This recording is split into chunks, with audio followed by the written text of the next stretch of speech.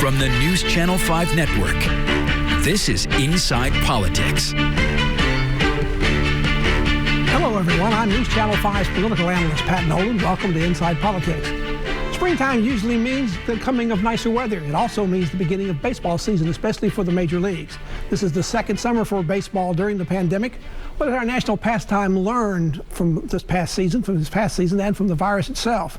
Like the rest of the nation, how will the game continue to change its rules to make it safer and more marketable to the fans?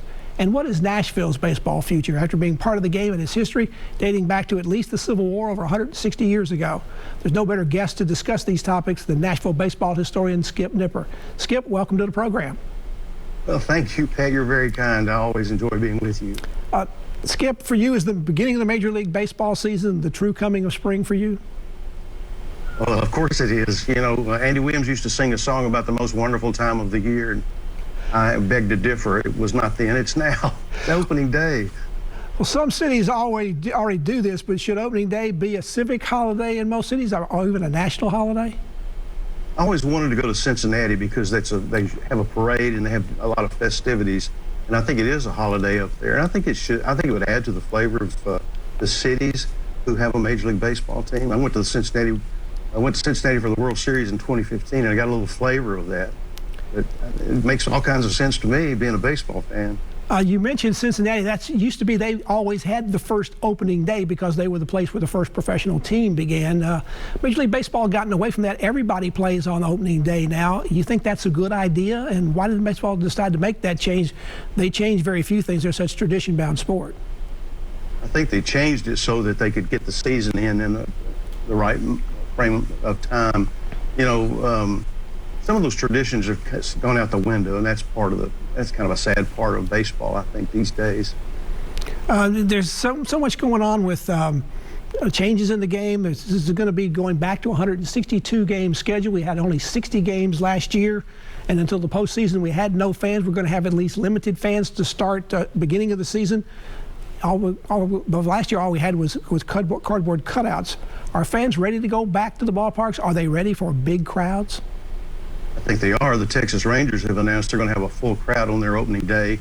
I don't think they're going to anticipate that going further because there are going to be some limitations. I think the fans are chomping at the bit to get back in the ballpark. When the commissioner says he thinks perhaps by midsummer they'll have capacity crowds across the league, I agree. I think fans really want to come back, but the president has raised some concerns about what the Rangers are doing. Are we going to have a controversy over this, particularly as we see cases for COVID kind of going up across the country? Well, politics has entered the realm of sports anyway. Yes, I think, and the governors are going to make those decisions, or the mayors of the cities are going to make those decisions with the health department. Now, I think safety's got to be the concern. Baseball keeps all kinds of statistics. Looking back to last year, do you know which team led the league in cardboard cutout fans? And they did seem to become quite popular. Are they going to be back in some form this year? I think so. I watched the Yankees game yesterday and don't remember seeing any, but it was unusual to see Yankee Stadium with just a smattering of fans on opening day. So cardboard cutouts were kind of a fun part. I think it added a little bit last year, certainly. There's also piped-in crowd noise last year because there were no fans. That's probably not coming back, right? Well, I don't know. I don't know the answer to that. I would think that if the players did not disagree with it happening, that it would be part of the game again this season. With a whole 162-game schedule, the road trips are going cross-country again for the teams. They're even going to be allowed to bring their families along, provided everybody's vaccinated. MLB doesn't appear to be requiring teams or players or staff members to be fully vaccinated, but it looks like there's an awful lot of peer pressure to get that done. Do you think most of the teams will go through mass vaccinations? Yeah, I think there's peer pressure in the general public, too. I think they've got to.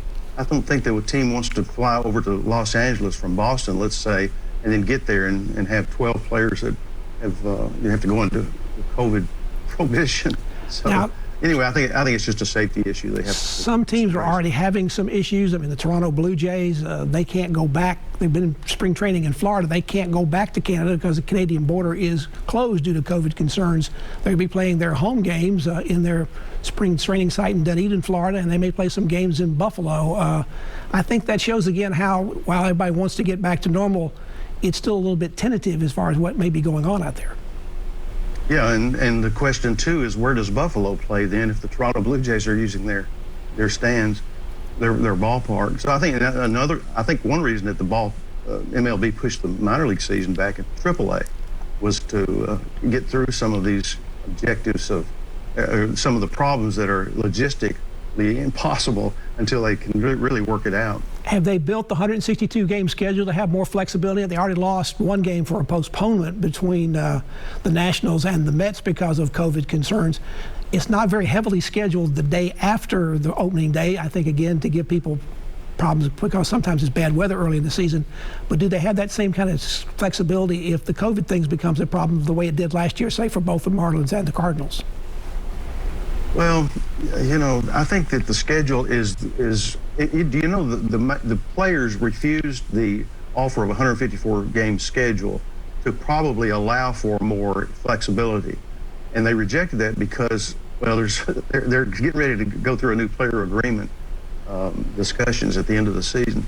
And even though Major League Baseball offered to pay the players as if they were playing a full 162-game season. So it's kind of hard to understand exactly which way they're going to go here. There were some rule changes made last year. One in particular included putting a runner on second base in scoring position to begin every half inning when you go into extra innings.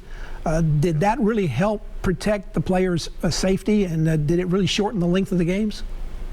I recently read where the 4 years prior that 49, I can't remember exactly. I know last year 69% of the times that a player went on second base into extra innings, it ended in that inning. And so I think that was up from 18. It was up 18%. So I think that has done what it was intended to do. It's hard on statisticians to figure out how to write in the scorebook how the guy got to second base. Well, it's interesting to note that perhaps one of the reasons they didn't get quickly into extra inning games is that baseball doesn't play the bunt much anymore. They don't move the runner over from second to third base where he can come home with another fly ball or a ground out. Is that because there's too much emphasis, particularly on the home run? I never was a fan of bat speed or exit velocity. It just doesn't mean anything. I'd rather know what the temperature is and how the fans are appreciating the game. But I think that you're going to see some changes in minor league baseball this year that are addressing that to try to not speed up the game, but make the game more open so that there are more steals and there are more runners trying to get to third base and trying to get home. I just think there are a lot of things that are going to be experimented with at the minor league level this year. Nashville baseball historian Skip Nipper's our guest. We're talking about the beginning of Major League Baseball season, how it and the entire country continue to adapt to the COVID-19. Back with more Skip after this break.